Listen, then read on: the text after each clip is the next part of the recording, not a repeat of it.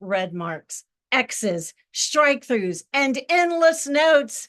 Hi, everyone. I'm Beth Purcell, and I'm so excited to share something very, very important with you. Grading student writing.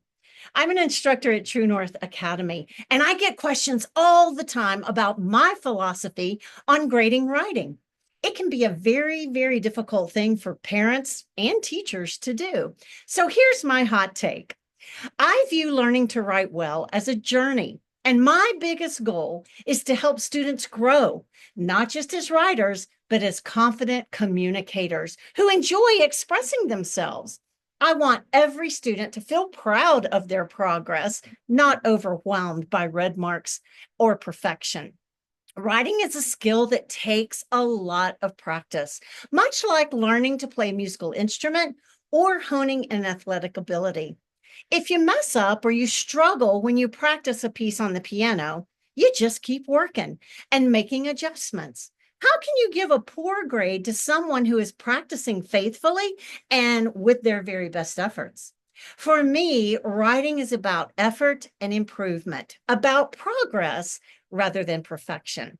I believe this approach helps me build writing confidence with my students and a willingness that they will continue practicing the process, which will eventually lead to writing perfection. Our assignments are practice. So, to make feedback meaningful and manageable, I use a tiered grading system for students with two types of assignments.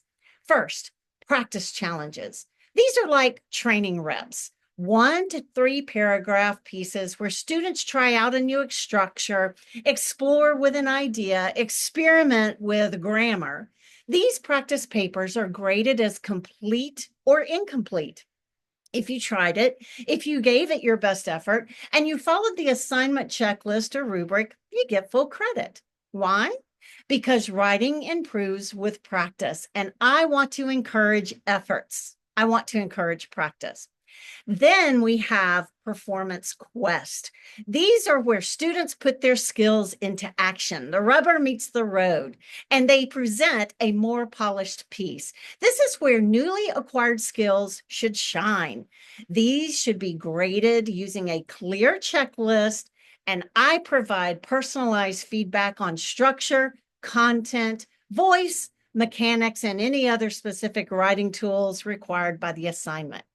If you are completing writing assignments every week, this balance with challenges and quests helps students focus on building skills step by step without the pressure to be perfect every single time.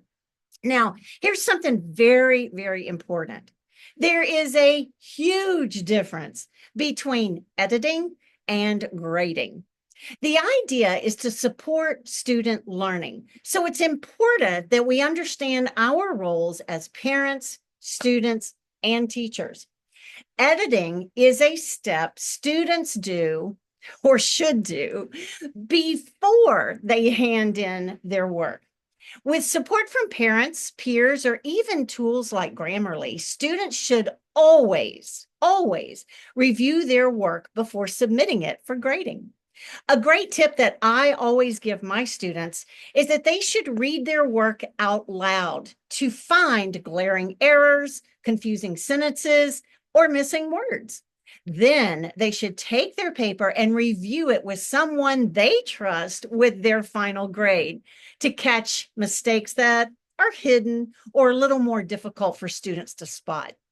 This is a great way to build awareness and proofreading skills. Editing cannot be overlooked because it is a very crucial step in becoming an independent writer. Now, grading is what I do or what the teacher does.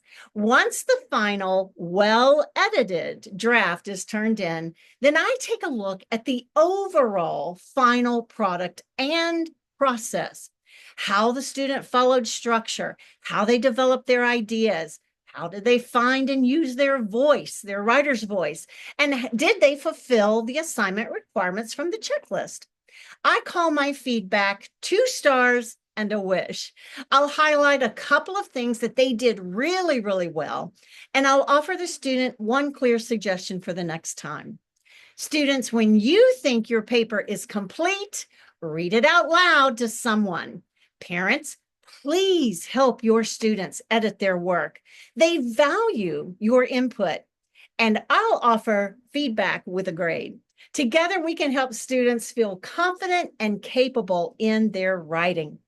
I believe in progress over perfection. In my class, every writing piece is a chance to grow, and growth is something worth celebrating. Let's write boldly, practice freely, and grow student confidence and cheer each other on. Thanks for watching.